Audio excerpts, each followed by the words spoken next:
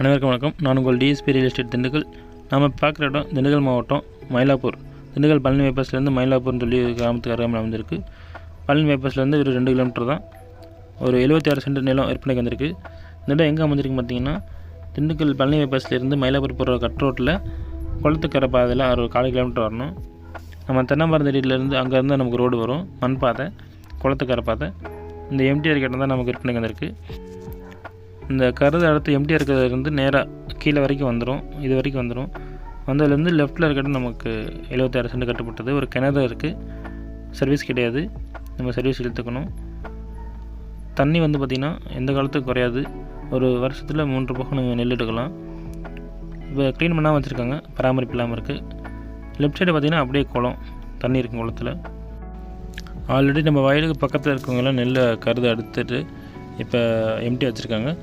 அடுத்த ஜூன் மாதத்துக்கு மேலே நம்ம திருப்பி நெல் போட ஆரம்பிச்சிருவாங்க. திண்டுக்கல் பஸ் ஸ்டாண்ட்லேருந்து இந்த இடத்துக்கு வரதுக்கு கரெக்டாக 5 கிலோமீட்டர் தான். விலை பார்த்திங்கன்னா மொத்தத்துக்கு 17 லட்ச ரூபா சொல்லியிருக்காங்க.